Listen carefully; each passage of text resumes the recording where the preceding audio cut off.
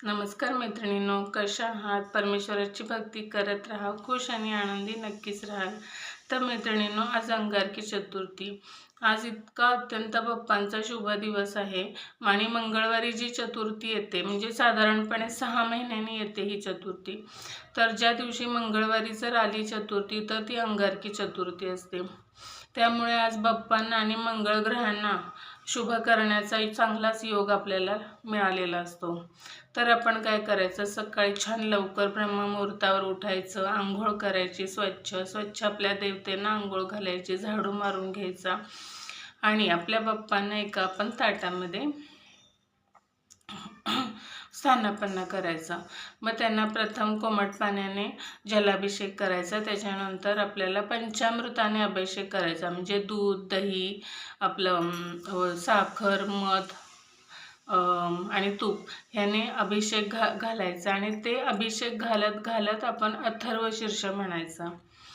अथर्व शीर्ष हे अभिषेक घालतच म्हणायचं. एक चमचा घातला की एक त्याचा श्लोक म्हणायचा, असं पूर्ण करायचं. आणि त्याच्यानंतर परत पूर्ण झाल्यावर कोमट पाण्याने अभिषेक करून परत छान बाप्पांना स्वच्छ पुसून वगैरे स्थानापन्न करायचं. छान लाल जास्वंदीचं फूल घालायचं, नाही मिळालं तर गुलाबाचं घाला. 21 दुर्वा अर्पण करा. जर शक्यतो आपल्या मुलांनी त्यांना अर्पण करायला हवा. ओम गं गणपते नमः ह्या मंत्राचा 11 वेळा जाप करत मुलांना जर या दुर्वा अर्पण करायला लावल्या तर त्यांच्यासुद्धा बुद्धिमत्तेमध्ये, त्यांच्या वागण्यामध्ये बराच फरक पडतो.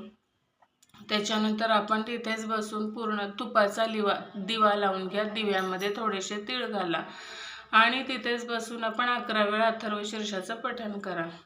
ही पूजा झाल्यानंतर आपण मोदक बनवायचे. म्हणजे आपण आपली घरातली नित्य कामं करायची. जेव्हा दिवसभरात तुम्हाला वेळ मिळेल तेव्हा तुम्ही मोदक करा. मोदक केल्यानंतर 7 करा, 11 करा, 21 करा, तुम्हाला इच्छेनुसार करा. आणि ते मंदिरामध्ये किंवा आपल्या घरातल्या बाप्पांना सुद्धा त्याचा नैवेद्य दाखवलं तरी चालेल. मुलांच्या हातून दाखवलं तर जास्त चांगलं. आणि सकाळी वेळ नाही मिळाला, तुम्हाला कामं असतात आपल्याला, तर संध्याकाळी आपल्या बाप्पांसमोर बसून 11 माळी ओम गं गणपतये नमः हा बाप्पांचा खूप जागृत मंत्र आहे. ह्या मंत्राच्या 11 माळी तरी नक्की जाप करा. तर आणि देवांना पवतं घाला, छान वस्त्र घाला आणि दिवसभर छान बाप्पांचं नामस्मरण करत राहा.